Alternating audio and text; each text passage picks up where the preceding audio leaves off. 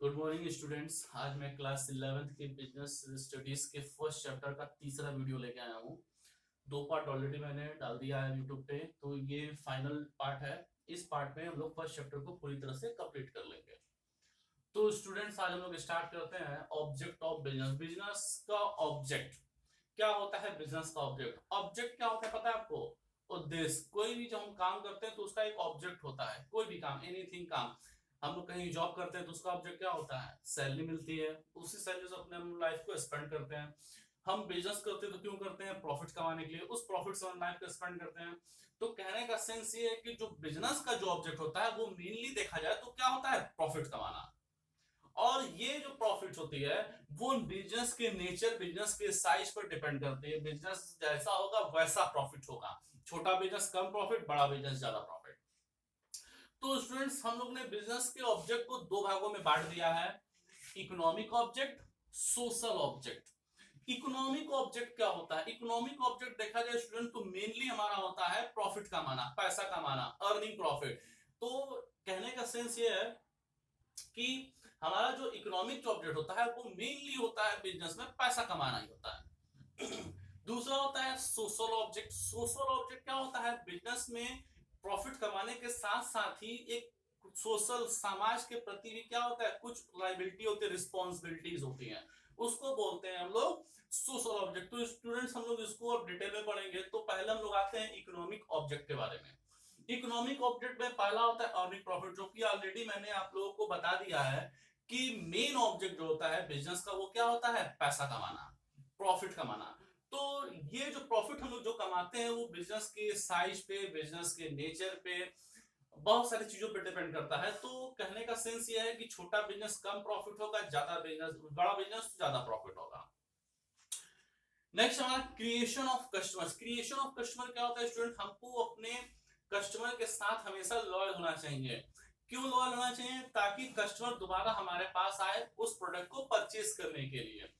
कहने का सेंस है स्टूडेंट कि जब भी हम कोई भी सामान बेचते हैं किसी भी कस्टमर को, तो उसकी क्वालिटी, क्वांटिटी, प्राइस, ये सब क्या होना चाहिए? फेयर होना चाहिए। क्यों? अगर फेयर होगा तभी वो कस्टमर मेरे पास आएगा, और एक कस्टमर आएगा वो दो लोगों, चार लोगों को बताएगा, और इससे बहुत सारे कस्टमर मेरे पास आएंगे। इससे हमको क्या बेनिफिट्स होगा? इससे बेनिफिट्स हमको ये होगा कि मेरे बिजनेस का नाम हो जाएगा, मेरे बिजनेस का गुडविल हो जाएगा, मार्केट में मुझे एक प्लेस मिल जाएगा, और सबसे अच्छी चीज हमारी प्रॉफिट क्या हो जाएगी? इंक्रीज हो जाएगी। More sale more profit. Innovations. Innovations क्या होता है स्टूडेंट्स? आज के डेट में अगर हम देखते हैं तो टेक्नोलॉजी काफी तेजी से चेंजेस हो रही है, तो बिजनेस में भी टेक्नोलॉजी को चेंज करना चाहिए। कौन कौन सी टेक्नोलॉजी बिजनेस में चेंज होगी पूछ सकते हैं आप? हाँ पूछ सकते हैं, मैं बताऊंगा क्या क्या चेंजेस हो सकते हैं। जैसे प्रोडक्शन। अब प्रोडक्शन में क्या चेंज होती है? स्टूडेंट्स, देखा जाए तो पुराने समय में लोग मैन्युफैक्चरिंग क्या करते थे? लेबर मैन्युफैक्चरिंग करता था, जिसमें टाइमिंग ज्यादा लगती थी, पैसा ज्यादा लगता था, और नंबर ऑफ प्रोडक्ट जो बन के तैयार होता था वो कम होता था। लेकिन आज के डेट में नई नई टेक्नोलॉजी, नई नई मशीनें आई गई, जिससे काफी स्पीड में प्रोडक्शन होता है, जिससे पर यूनिट कॉस्ट हमारा डिक्रीज हो जाता है, और कॉस्ट अगर डिक्रीज होगा तो हमारा प्रॉफिट इंक्रीज हो जाता है। तो स्टूडेंट्स, कहने का सेंस ये एग्जांपल और भी मैं आपको दूंगा। पहले हम लोग क्लास में पढ़ते थे, हम लोग सामने आमने सामने मिलते थे और पढ़ाई करते थे। इसके लिए हम लोग को एक जगह से दूसरी जगह पे जाना पड़ता था। आज हम लोग क्या पढ़ रहे हैं? हम भी घर पे बैठे हैं, आप भी घर पे बैठे हैं, और घर से ही हम लोग क्या पढ़ ले रहे हैं? क्लासेस चल जा रही है, आप क्लास पढ़ ले रहे हैं, सब्जेक्ट पढ़ ले रहे हैं। तो ये सब कैसे पॉसिबल हुआ? इनोवेशन से। इनोवेशन मतलब टेक्नोलॉजी से, नई नई टेक्नोलॉजी आती गई, और आप लोग क्या होते हैं उसको यूटिलाइज करते गए। तो कहने का सेंस ये है कि अगर बिजनेस में लोग टेक्नोलॉजी को यूज करेंगे तो हमारी प्रॉफिट जो है वो तेजी से इंक्रीज करेगी। नेक्स्ट है students, optimum utilisation of resources. Resources क्या होता है पता है आपको? पता है? मैं बताऊंगा। रिसोर्सेज क्या होता है? जिसको यूटिलाइज करके हम लोग क्या करते हैं? प्रॉफिट कमाते हैं, बिजनेस को चलाते हैं। तो रिसोर्सेज की अगर हम बात करते हैं तो जैसे रॉ मटेरियल है, रॉ मटेरियल का अगर हम प्रोडक्शन करते हैं तो प्रोडक्शन से हम लोग क्या करते हैं? उसको सेल करते हैं, उससे प्रॉफिट कमाते हैं। या जो अच्छे एम्प्लॉयज होते हैं वो कहां से मिलते हैं? तो कहने का सेंस ये है, ये सारे चीजें जो है हम लोग को अच्छे से यूटिलाइज करना चाहिए। क्योंकि ज्यादा से ज्यादा यूटिलाइज करेंगे और अच्छे तरीके से यूटिलाइज करेंगे, अपनी फार्मूला अच्छा लगाएंगे तो पर यूनिट जो कॉस्ट है वो क्या हो जाएगा, कम हो जाएगा। क्यों कम हो जाएगा? क्योंकि प्रोडक्शन ज्यादा होगा, ज्यादा प्रोडक्शन होगा तो कॉस्ट कम हो जाएगा, और कॉस्ट कम हुआ तो हमको प्रॉफिट क्या हो जाएगा, ज्यादा होगा। तो स्टूडेंट्स, हमको बिजनेस में जो भी रिसोर्सेज होते हैं उस रिसोर्सेज को यूटिलाइज करने के लिए एक अच्छे मेथड, अच्छे तरीके को यूज करना चाहिए। तो स्टूडेंट्स, ये हमारा इकोनॉमिक ऑब्जेक्ट, जो 4 इकोनॉमिक ऑब्जेक्ट थे वो कंप्लीट हो गए। अब हम लोग अब बढ़ते हैं सोशल ऑब्जेक्ट की तरफ। तो सोशल, मैंने आपको बताया ये कि बिजनेस में कुछ सोशल रिस्पॉन्सिबिलिटीज भी होती है। क्या क्या रिस्पॉन्सिबिलिटी है, सोशल रिस्पॉन्सिबिलिटी, हम लोग उसको पढ़ेंगे। तो स्टूडेंट्स, अभी हम लोगों ने पढ़ा था रिसोर्सेज के बारे में कि रिसोर्सेज को हम लोग कैसे यूटिलाइज करें ताकि बिजनेस में ज्यादा प्रॉफिट हो। लेकिन आपने सोचा कि रिसोर्सेज मिलता कहां से है? तो ये रिसोर्सेज हमको कहां से मिलता है? सोशल ही हमको देता है ये रिसोर्सेज कहां से मिलता है? सोशल से मिलता है। तो सोशल से ये जो मिलता है, इसी को यूटिलाइज करके हम लोग क्या करते हैं, ज्यादा प्रॉफिट कमा सकते हैं। तो सोशल से हमको क्या क्या रिसोर्सेज मिलती हैं, अब हम लोग जरा उस पर ध्यान देंगे।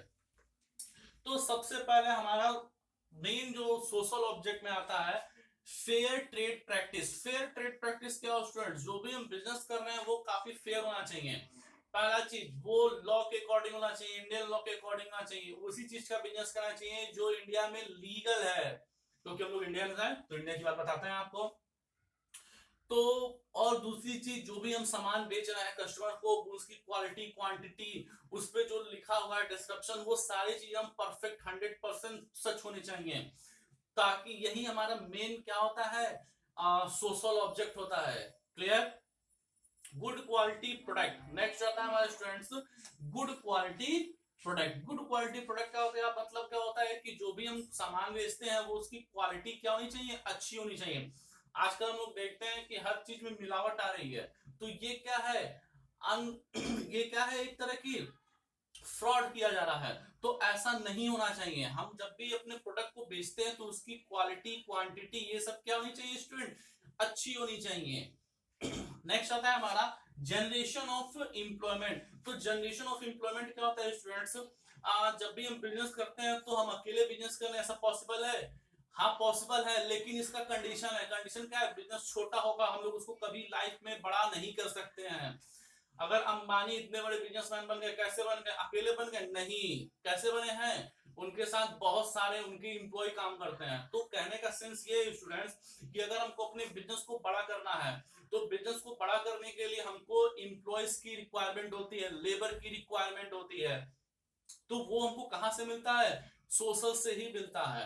अगर हम बिजनेस बड़ा करते हैं, एक शहर से दूसरे शहर जाते हैं, एक सिटी से दूसरी सिटी जाते हैं, तो हमको एम्प्लॉयज कहां से मिलेंगे? उस एरिया से ही मिलेंगे जहां पे हमने अपने बिजनेस को एस्टैब्लिश कर रहे हैं।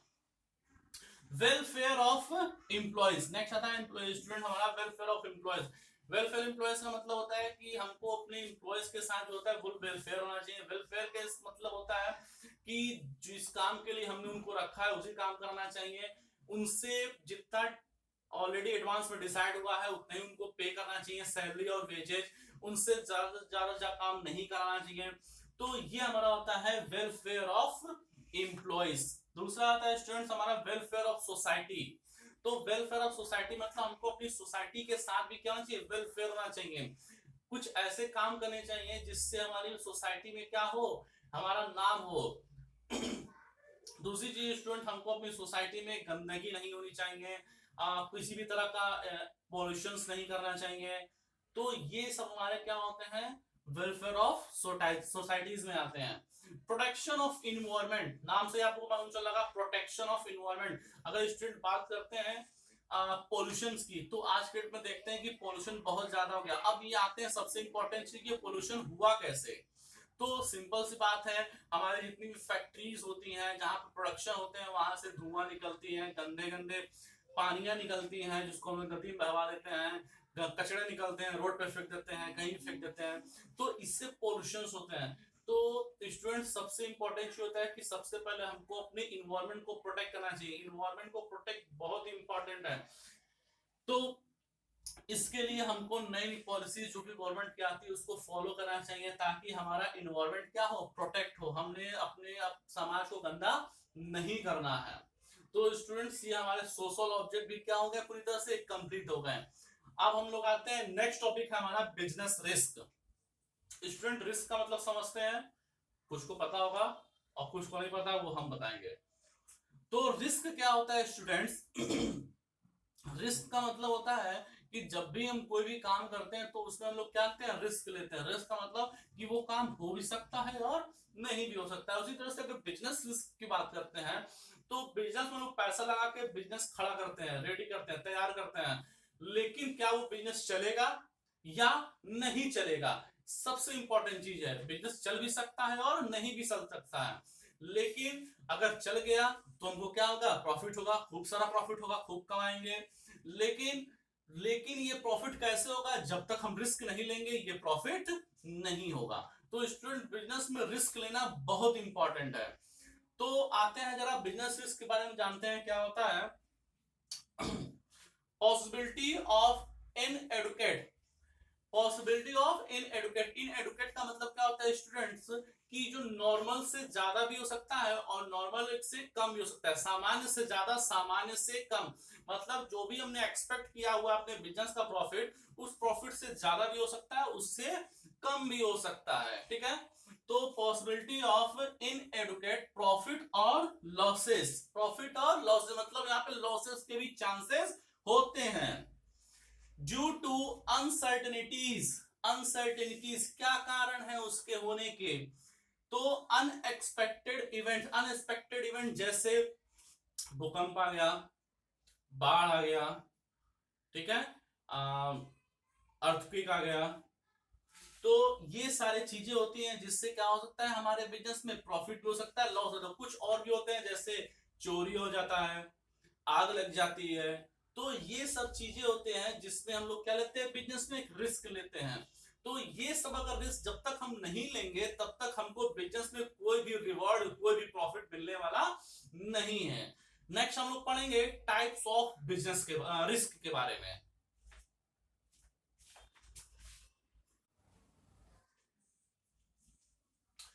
स्टूडेंट्स तो अब लोग पढ़ेंगे next topic is business risk. तो बिजनेस रिस्क कितने तरह के होते हैं? रिस्क ऑलरेडी मैंने आपको बता दिया, बिजनेस रिस्क कितने तरह के होते हैं। तो बिजनेस रिस्क की अगर बात करते हैं तो बिजनेस रिस्क दो तरह के होते हैं। पहला आता है सिलेक्टिव और दूसरा आता है प्योर। तो स्टूडेंट सिलेक्टिव रिस्क क्या होती है? arise due to changes in market conditions, arise due to changes in market conditions मतलब मार्केट में जो भी कंडीशंस चेंज होते हैं उसके कारण जो भी हमको जो भी प्रॉफिट भी हो सकता है और लॉस भी हो सकता है। जो भी चेंजेस आते हैं मार्केट में, जो भी चेंजेस आते हैं उस चेंजेस को ही हम लोग बोलते हैं स्पेक्टिव रिस्क। तो इसमें स्टूडेंट क्या हो सकता है, पॉसिबिलिटी ऑफ बोथ गेन और लॉस, मतलब इस रिस्क को लेने से हमको प्रॉफिट भी हो सकता है और लॉस भी हो सकता है। जैसे कुछ मार्केट में नए चेंजेस आ गए या कोई मार्केट में नया प्रोडक्ट आ गया, तो नए प्रोडक्ट अगर आ जाते हैं स्टूडेंट्स और उसके बारे में हमको 100% नॉलेज है, तो हम क्या करेंगे, उससे खूब ज्यादा प्रॉफिट कमा सकते हैं। क्यों कमा सकते हो? क्योंकि उस चीज के बारे में हमको क्या है, पूरी नॉलेज है। लेकिन कुछ ऐसे चेंजेस आ गए जिसके बारे में हमको नॉलेज नहीं है। तो जब नॉलेज नहीं है तो हम लोग क्या कर सकते हैं, उस कंडीशन में हम लोगों को लॉस हो जाता है, क्योंकि हमको उस प्रोडक्ट या उस चीज के या उस मेथड के बारे में कोई भी जानकारी नहीं है। जैसे जीएसटी, जीएसटी भी आया स्टूडेंट, तो जीएसटी आने की वजह से भी कई बिजनेस में काफी इफेक्ट पड़े हुए हैं। तो ये होता है हमारा स्पेक्टिव रिस्क। दूसरा आता है प्योर। प्योर क्या होता है, arise due to fire, theft और स्ट्राइक। तो स्टूडेंट इसमें क्या होता है, इसमें हम लोग उस रिस्क से कवर लेते हैं जो कि फ्यूचर में हो सकता है, जैसे फायर, आग लगना, चोरी हो जाना, एम्प्लॉयज का स्ट्राइक पे चले जाना। तो स्टूडेंट्स ऐसे ये ऐसे रिस्क होते हैं जिसमें हमको लॉस हो सकता है या लॉस नहीं हो सकता है। कहने का सेंस ये है कि अगर आग नहीं लगी, चोरी नहीं हुई, एम्प्लॉय हड़ताल पे नहीं गए, तो इससे हमको कोई भी प्रॉफिट नहीं होगा। बस क्या होगा, मेरा जो लॉस होने वाला था वो लॉस अब नहीं होगा। लेकिन इसमें क्या होता है स्टूडेंट्स, इसमें हमको इस रिस्क को लेने से प्रॉफिट भी हो सकता है और लॉस भी हो सकता है। लेकिन प्योर जो रिस्क होती है इसमें हमको लॉस हो सकता है या लॉस नहीं हो सकता है, प्रॉफिट के चांसेस इसमें नहीं होते हैं। तो स्टूडेंट्स ये हमारे दो रिस्क थे, सिलेक्टिव और प्योर। अब हम लोग पढ़ेंगे नेचर ऑफ रिस्क। क्या क्या नेचर होते हैं रिस्क के, जरा ध्यान देंगे। तो arise due to uncertainties. Uncertainties आपको पता हुआ है कि बिजनेस में कुछ भी हो सकता है, हमको पता नहीं है। स्टूडेंट बिजनेस में मार्केट में अगर देखते हैं तो मार्केट में काफी तेजी से बदलाव आ जाते हैं कभी कभी। जैसे नोकिया की अगर बात करते हैं तो नोकिया कंपनी को सब लोग जानते होंगे। एक समय में नोकिया काफी ज्यादा हैंडसेट बेचने वाली इंडिया की कंपनी थी। लेकिन आज के डेट में क्या देखते हैं कि उसके जो प्रोडक्ट है, जो हैंडसेट है, वो काफी सेलिंग रेट काफी गिर गया है। तो ऐसा क्यों हुआ? क्योंकि मार्केट में कुछ ऐसे चेंजेस आए जिसको अदर कंपनियों ने काफी तेजी से क्या किया, मार्केट में लेकर आया और इससे पुरानी कंपनी चली गई। तो कहने का स्टूडेंट सेंस ये है कि नोकिया में बहुत सारे एम्प्लॉयज होंगे, बहुत सारे एक्सपर्ट बैठे होंगे, बहुत सारे रिसर्च होते होंगे, लेकिन इन सब चीज के बाद भी कंपनी क्या हो गई, सेलिंग गिर गया, कंपनी जो है वो लॉस में चली गई।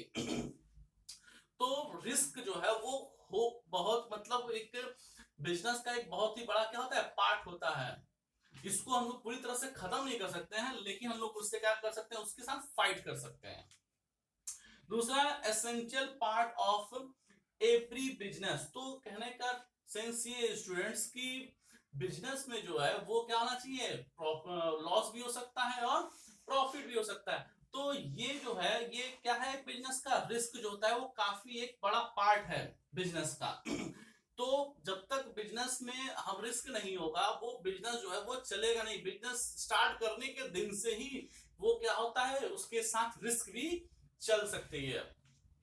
Degree of risk dependent mainly on nature and size of A business. तो स्टूडेंट आपको बताऊंगा मैं कि रिस्क जो होता है, या कई बार मैंने बोल चुका कि रिस्क जो होता है वो बिजनेस की साइज और बिजनेस की नेचर पे डिपेंड करता है। छोटा बिजनेस करेंगे तो रिस्क कम होगा, बड़ा बिजनेस करते हैं तो रिस्क ज्यादा होता है। लेकिन रिस्क का एक थ्योरी भी है कि मोर रिस्क मोर प्रॉफिट। जितना ज्यादा रिस्क लेंगे उतना ही ज्यादा प्रॉफिट कमाएंगे। सपोज कि एक 5 लाख वाला बिजनेसमैन 5 लाख लगा के बिजनेस स्टार्ट किया था, अगर वो प्रॉफिट कमाता है तो 10,000, 15,000, 20,000 या 50,000 कमा लेगा। लेकिन जो 5 करोड़ लगा के बिजनेस स्टार्ट किया है वो तो कई लाखों में खेलेगा, कई लाखों में प्रॉफिट कमाएगा। तो क्यों ऐसा हो रहा है? क्योंकि उसने बिजनेस में ज्यादा रिस्क लिया।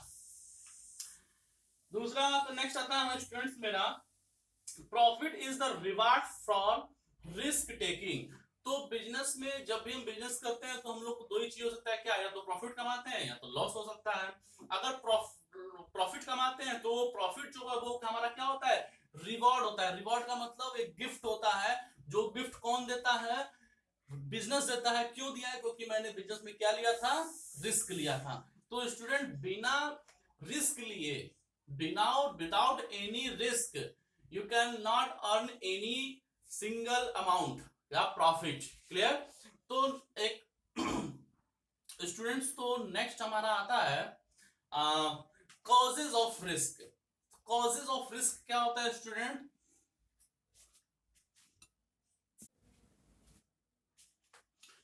तो स्टूडेंट्स आते हैं causes of risk.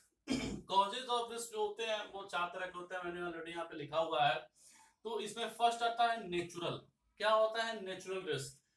Arise because of natural climates. Natural climate जैसे फ्लड, अर्थक्वेक, तो ये सब हमारे क्या होता है, नेचुरल क्लाइमेट्स है, जिसके कारण जो है हमको क्या होता है, रिस्क होता है बिजनेस में बहुत ज्यादा। जैसे बाढ़ आ गया बिजनेस में, भूकंप आ गया, बिजनेस की बिल्डिंग गिर गई, हो सकता है बिजली का तार गिर गया। तो ये हमारे क्या होते हैं, नेचुरल रिस्क होते हैं। नेक्स्ट आता है स्टूडेंट हमारा इकोनॉमिक। इकोनॉमिक रिस्क क्या होता है? Increase in competition. मार्केट में बहुत ज्यादा कंपटीशन है, पता है आपको? आपको नहीं पता है तो मैं बताता हूँ कंपटीशन क्या है। आप कहीं पे भी मार्केट में जाते हैं, किसी भी जगह जाते होंगे तो आप क्या देखते होंगे कि बहुत सारे प्रोडक्ट एक ही जगह पे मिल रहा है, या एक ही चीज की बहुत सारी दुकानें हैं, बहुत सारे शॉपिंग मॉल्स हैं, बहुत सारे शोरूम्स हैं। तो कहने का सेंस ये स्टूडेंट की एक ही चीज प्रोडक्ट कई कंपनियां बनाती हैं। हम क्या करते हैं, उसी चीज का परचेज करते हैं जो हमको अच्छा लगता है, जिसको हम लोग अफोर्ड कर सकते हैं। तो ये होता है हमारा कंपटीशन। नेक्स्ट हमारा गवर्नमेंट पॉलिसीज। गवर्नमेंट पॉलिसीज क्या होता है स्टूडेंट, जैसे गवर्नमेंट ने सारे टैक्सों को खत्म करके जीएसटी लेके आया था। तो जीएसटी लाने से क्या हुआ था, बिजनेस में बहुत इफेक्ट आए थे। जैसे कई बिजनेस में क्या हो गए, बंद हो गए, कई भाग गए, कई बिजनेस जो है अपने पॉलिसीज चेंज कर लिए, कई बिजनेस जो है अच्छा प्रॉफिट कमाने लगे। तो कहने का सेंस ये है कि गवर्नमेंट पॉलिसीज चेंज होने से बिजनेस में रिस्क होता है। टेक्नोलॉजी बिजनेस में बहुत इंपॉर्टेंट होती है। टेक्नोलॉजी, नई टेक्नोलॉजी आने की वजह से क्या होता है, हमको पुरानी टेक्नोलॉजी को छोड़कर नई टेक्नोलॉजी में क्या करना है, मूव करना पड़ता है। तो इसमें भी एक रिस्क है। फैशन क्या होते हैं स्टूडेंट्स की, आज के डेट में हम देखते हैं तो फैशन काफी तेजी से चेंज होता है। तो कहने का सेंस ये है कि फ्यूचर में आने वाला क्या फैशन हमको तो पता नहीं है, लेकिन जब भी फैशन आएगा तो हमको उसके अकॉर्डिंग अपने आप को क्या करना पड़ेगा, चेंज करेगा, अपने बिजनेस को क्या करना पड़ेगा, चेंज करना पड़ेगा। तो ये हमारे क्या होते हैं, economic risk.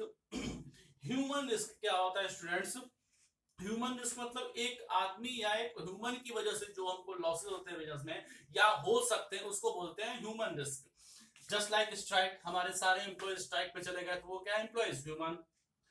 Power failure, power failure की पावर बंद करना, फैक्ट्री में रात को भूल गए, या कहीं शॉर्ट तार नहीं ठीक से जोड़ा गया, शॉर्ट सर्किट हो गया, आग लग गया, तो ये हमारे क्या होते हैं, पावर फेलियर भी ह्यूमन में आते हैं। केयरलेसनेस भी, एम्प्लॉयज की लापरवाही, समय से काम नहीं करना, पूरा टाइम नहीं देना, 100% नहीं देना, रिसोर्सेज को ठीक से यूटिलाइज नहीं करना, तो ये सब हमारे क्या होते हैं, ह्यूमन रिस्क होते हैं। नेक्स्ट आता है स्टूडेंट अदर रिस्क। तो लास्ट है और अदर रिस्क। अदर रिस्क क्या होता है, जो इन सारे रिस्क में नहीं आता है वो लास्ट आ जाता है ह्यूमन रिस्क। मतलब इनके अलावा जो भी बचते हैं वो ह्यूमन, इनके अलावा जो भी बचते हैं वो हमारे अदर रिस्क में चले आते हैं। तो अदर रिस्क में स्टूडेंट क्या हो सकता है, जैसे एक्सचेंज रेट चेंज हो जाता है। एक्सचेंज रेट आज मार्केट में कुछ और रेट था, अगले ही पल कुछ और रेट हो जाता है। तो इससे बिजनेस पे काफी, फाइनेंशियल जो भी बिजनेस, जैसे जो फाइनेंस बिजनेस करते हैं, जो फाइनेंस से रिलेटेड होते हैं, जिनके बिना, उन पे काफी इफेक्ट होता है। पॉलिटिकल डिस्टर्बेंस हो सकती है, कई ऐसे के रूल्स चेंज हो जाते हैं, या उन लोग को नहीं लगता है कि ऐसा बिजनेस होना चाहिए, तो वो लोग हमारे बिजनेस में क्या करते हैं, डिस्टर्ब करते हैं। तो इससे हमें हमारे बिजनेस को भी क्या होता है, इफेक्ट होता है एक्सेट्रा। और भी बहुत तरह के डिस्टर्बेंस जो होते हैं, बहुत तरह के रिस्क जो होते हैं वो इसमें आते हैं। तो स्टूडेंट्स ये हमारा जो बिजनेस स्टडीज का फर्स्ट चैप्टर का पूरी तरह से कंप्लीट हो चुका है। अगर आपको लगता है कि हाँ कहीं कुछ बचा हुआ है तो आप मुझे कमेंट कर सकते हैं, मैं उसका एक और वीडियो बना के यूट्यूब पे डाल दूंगा। तो आज के लिए स्टूडेंट्स यहीं पर रखते हैं। Thank you.